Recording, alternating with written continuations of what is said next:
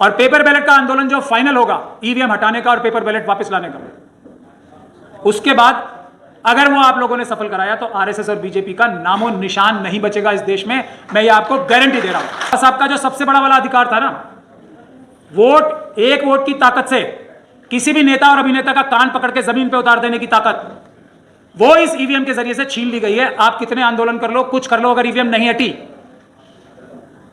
तो आरएसएस और बीजेपी नहीं हटेगी, नहीं हटेगी, नहीं हटेगी। आजकल मैं दो भाषण या व्यक्तित्व दे रहा हूं जहां भी मैं जाता हूं।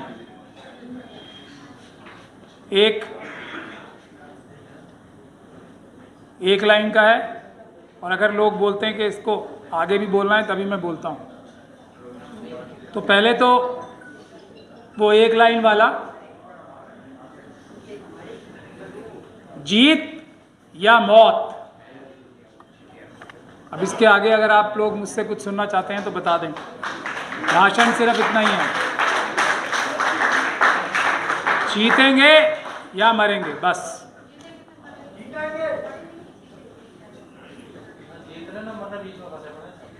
हाँ, तो इसीलिए आगे भाषण देना पड़ता है। तो बहुत बहुत शुक्रिया, आपने फिर मुझे आज बुलाया कड़वी बात सुनने के लिए।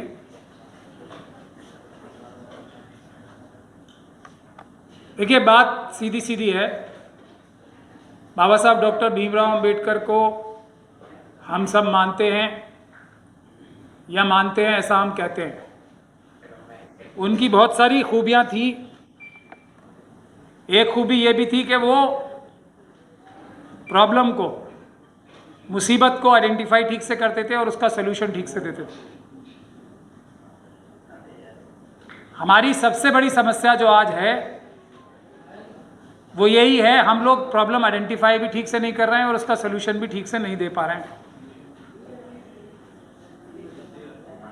और वो समस्या का समाधान है, हमें अपनी लीडरशिप को ठीक करना है।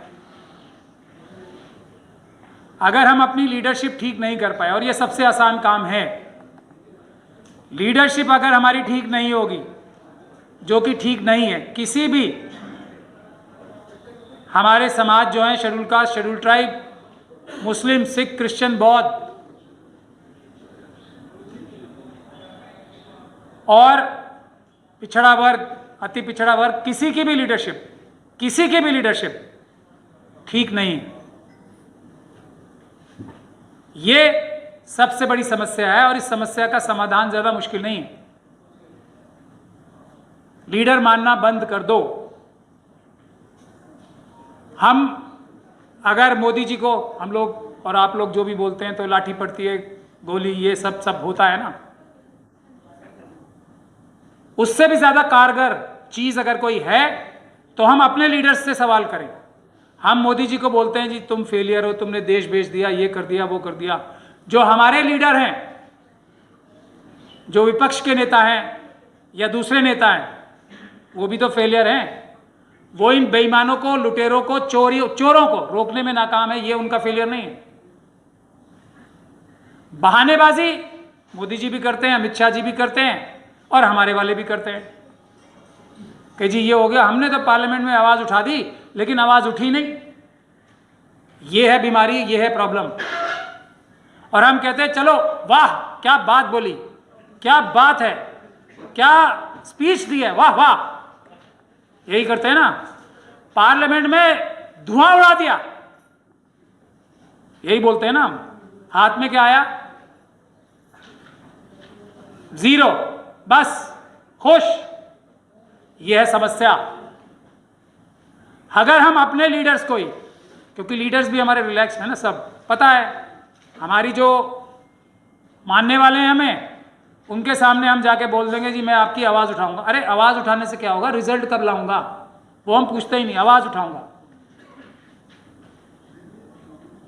सवाल करना हम लोग भूल चुके हैं और अंधभक्ति हमारे यहां भी बहुत है। रिजल्ट किसी ने कुछ दिया नहीं और तारीफें ही तारीफें, तारीफें ही तारीफें, तारीफें ही तारीफें। बाबा साहब तक को ही बता देते हैं। हमारे लोग कुछ पॉलिटिकल पार्टीज में चले गए, मुझे बड़ा दुख होता है। जो बाबा साहब के गुणगान करते नहीं थकते थे। मैं आपको समस्या है इसलिए बता रहा हूं, सोल्यूशन नहीं होगा कभी भी। बड़े से बड़ा हमारा नेता कोई पॉलिटिकल पार्टी ज्वाइन कर ले तो जाके ये बताने लगता है कि जो 70 साल से पार्टी थी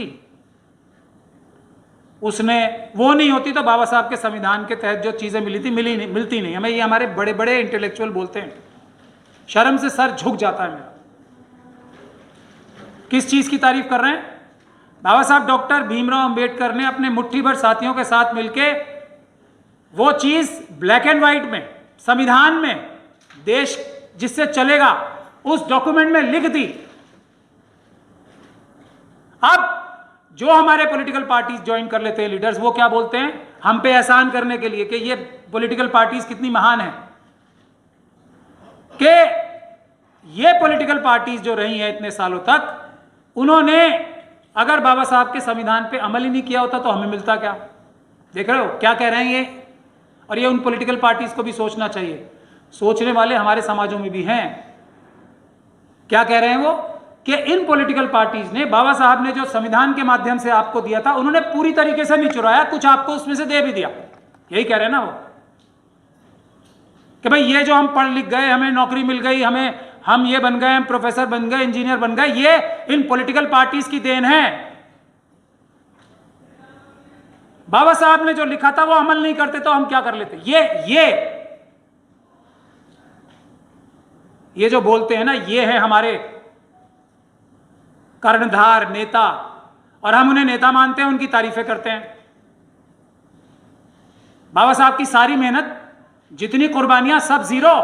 और ये एहसान कि उन्होंने बाबा साहब की दी हुई चीजों में चोरी नहीं की, पूरी तरीके से थोड़ा बहुत आपको दे दिया। अब फिर यहां पे आंदोलन कर रहे हैं कि जी राम मंदिर में से चोरी कर ली। यही काम तो बाकी सब कर रहे हैं। रिजर्वेशन पूरी तरीके से मिली जिन लोगों के लिए है, बैकलॉग है या नहीं है, और हम तारीफें करते नहीं थक रहे हैं। यह है बीमारी की जड़।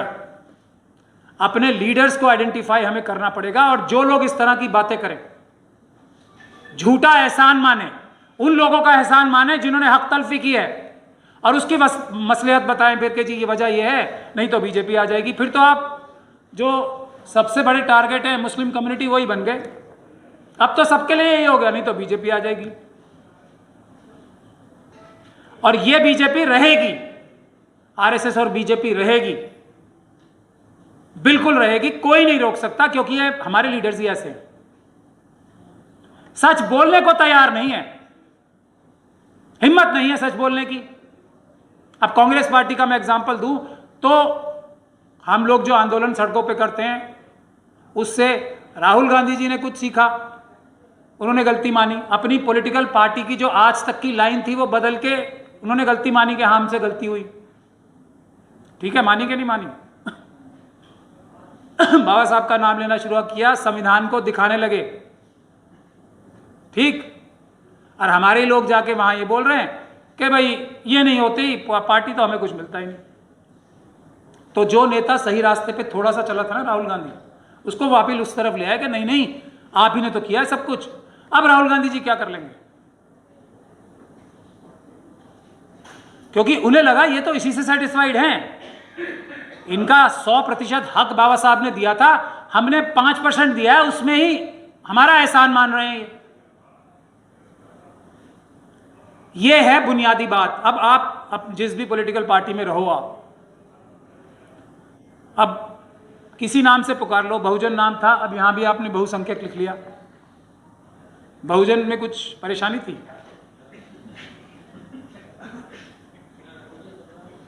कुछ परेशानी तो नहीं थी ना, यही मतलब था। ये है, ये हमारी मानसिकता में जो ये पेच लड़ाते रहते हैं ना, एक बसपा की कोई बपौती नहीं है बहुजन शब्द। ये बुनियादी बातें हैं। आपने शब्द चेंज कर दिए तो दो ग्रुप तो वैसे बन गए, एक बहुजन वाले, एक बहुसंख्यक वाले, लड़ो आपस में। अब डायरेक्ट मैं बोलूंगा ही, तुम यहीं से भी, मैं वही तो कह रहा हूं। उसमें ट्राइबल्स नहीं है, अब मेरे से बुलवाना ही है तो बुलवा लो, मैं तो बोलना नहीं चाह रहा था। ट्राइबल कहाँ है? तो जरूरत नहीं है ना, काशीराम जी का दिया हुआ शब्द है, उसको उसको उसको तो सबके हैं, काशीराम साहब को एक पॉलिटिकल पार्टी के नहीं है। उन्होंने एक दिया जलाया था, बाबा साहब ने जो लिखा था ना उसको अमल करने का रास्ता दिखाया था। अब जो भी आप जितने नाम रखोगे ना नए, उतना ही हम लोगों में कि ये तो बहुजन वाले हैं, ये बहुसंख्यक वाले हैं और ये पीडीए वाले हैं। ये कुछ बुनियादी चीजें हैं। और आप जो अपने लीडर्स का क्रिटिसिज्म करते हो, मैं तो आरएसएस और बीजेपी के अलावा सभी पॉलिटिकल पार्टीज की मदद करने के लिए तैयार भी रहता हूं, तत्पर भी रहता हूं, कुछ भी मुझे करना पड़े तत्पर रहता हूं, लेकिन जो स्लीपर सेल्स हैं उसके लिए हम सब जिम्मेदार भी हैं। हमने अपने लीडर्स को पकड़ा। आप यहां जो भी बातें करते हो मनुवादी मानसिकता की, आपकी पॉलिटिकल सारी पार्टीज तो मनुवादी मानसिकता ही चला रही है आज भी। हर पॉलिटिकल पार्टी में स्लीपर सेल है। वो इनको थोड़ी तकलीफ होगी इस तरफ बैठे हुए लोगों को, एक दो को। जो बहुजन समाज पार्टी है उसमें सबसे बड़े आदमी तो बैठे ही है ना, मिश्रा जी, और हर पॉलिटिकल पार्टी में मिश्रा जी बैठे हैं ऐसे, हर में। और वो आपको कुछ करने दें तो मुझे बता देना, आपका हक आपकी पार्टी के अंदर पदों में दिलवा दें तो मुझे बता देना। और उसका नुकसान आपकी पॉलिटिकल पार्टीज को भी हो रहा है, सब पॉलिटिकल पार्टीज को इसी एक बात का नुकसान हो रहा है, बीजेपी और आरएसएस का सूपड़ा साफ हो जाएगा अगर ये स्लीपर सेल्स हटा दिए जाएं। कुछ करने की जरूरत नहीं है, कुछ करने की जरूरत नहीं है। जनता, मैं तो ये बहुत 1-2 साल से तो बोल ही रहा हूं कि बीजेपी और आरएसएस से नफरत करती है इस देश की जनता। नफरत मतलब नफरत। और वो नजर आ गया आप लोगों को, ये जो स्टेज पे बैठे थे इनके हाथ में थोड़ी रहा कुछ भी, वो नफरत तो दिल में थी सबके। आप कितनी वोटर लिस्ट के लिए चेंज कर लो, कितनी एसआईआर लागू कर दो, बचे हुए तो फिर भी नफरत करेंगे। तो बीजेपी और आरएसएस को बचाने के लिए जो सबसे बड़ा हथियार मोदी जी, अमित शाह जी के पास, आरएसएस और बीजेपी के पास है, वो है आप सबकी पॉलिटिकल पार्टीज के अंदर बैठे हुए स्लीपर सेल्स। और वो हटाना आप सब लोगों के बाएं हाथ का काम है। आप उस चीज पे काम ही नहीं कर रहे हो। कुछ नहीं होगा, बीजेपी और आरएसएस यूपी में जीतेगी, आप जितना दम लगा, कुछ नहीं होगा, मैं बोल रहा हूं। और अगर आप सच्चे हो अपने अपने मन से, अपनी अपनी पॉलिटिकल पार्टीज के लिए, तो अपने लीडर्स को पकड़ो और निकाल बाहर खड़ो बेइज्जत करके इन स्लीपर सेल्स को। कुछ नहीं होगा। नहीं तो आप अपनी लीडरशिप से, मैं आपको बता रहा हूं, कार्यकर्ता ठीक है हर एक पॉलिटिकल पार्टी के, मैं ये बात पूरी रिसर्च करके बता रहा हूं, लीडर्स भी कमोबेश ठीक है हर पॉलिटिकल पार्टी के। अब तो ठीक हो गए, जो नहीं थे वो भी, सबके इतने डंडे और इतने जूते पड़े हैं ना, सब लीडर्स ठीक हो चुके हैं मन में। और कार्यकर्ता तो है ही बहुत बढ़िया। कार्यकर्ता बढ़िया, मैं सबसे अच्छे इसलिए बोल रहा हूं कि ना उन्हें कोई पद मिल रहा है, ना उन्हें कोई बेनिफिट्स मिल रहे हैं, और यह भी पता है कि हम पूरी ताकत लगाएंगे और टिकट कोई पिछले दरवाजे से ले लेगा। उसके बावजूद भी जान हथेली पे लेके आज भी सामने आने को तैयार है कार्यकर्ता, हर पॉलिटिकल ऑपोजिशन पार्टी के, आरएसएस, बीजेपी।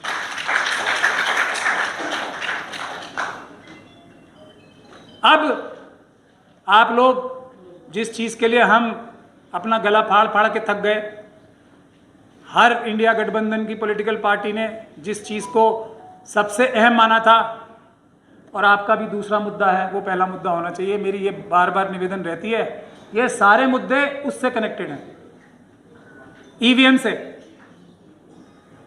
पेपर बैलेट से। पेपर बैलेट हमारा देश का सबसे बड़ा, ये तो जो अभी हुआ है ना, ये क्वार्टर फाइनल है, अभी सेमीफाइनल होना है और फिर फाइनल होना है, जो कि पेपर बैलेट वापस लाने का होना है। और पेपर बैलेट का आंदोलन जो फाइनल होगा, ईवीएम हटाने का और पेपर बैलेट वापस लाने का, उसके बाद अगर वो आप लोगों ने सफल कराया तो आरएसएस और बीजेपी का नामो निशान नहीं बचेगा इस देश में, मैं ये आपको गारंटी दे रहा हूं। चिन्हित करो आप अभी से और मैं भी पूरे देश में फीडबैक ले रहा हूँ। आप लोग थोड़ी मदद कर दो तो ये आंदोलन अभी से शुरू हो जाएगा, वरना थोड़ी देर में होगा तो ज़रूर। आप लोग, मैं इसलिए कह रहा हूँ कि मुझे यहाँ बहुत सारे पॉलिटिकल पार्टी के जो कार्यकर्ता समझ लो या नेता समझ लो बैठे नज़र आ रहे हैं। स्लीपर सेल्स को हटवा दो। आपकी हर पॉलिटिकल पार्टी की लीडरशिप का सबसे पहला मुद्दा वो हो जाएगा, हर पॉलिटिकल पार्टी। और इसका जो सबसे बड़ा जो प्रॉब्लम है ना, वो भी मैं आपको बता दूं क्या है। बाबा साहब का जो सबसे बड़ा वाला अधिकार था ना, वोट, एक वोट की ताकत से किसी भी नेता और अभिनेता का कान पकड़ के जमीन पे उतार देने की ताकत, वो इस ईवीएम के जरिए से छीन ली गई है। आप कितने आंदोलन कर लो, कुछ कर लो, अगर ईवीएम नहीं हटी तो आरएसएस और बीजेपी नहीं हटेगी, नहीं हटेगी, नहीं हटेगी।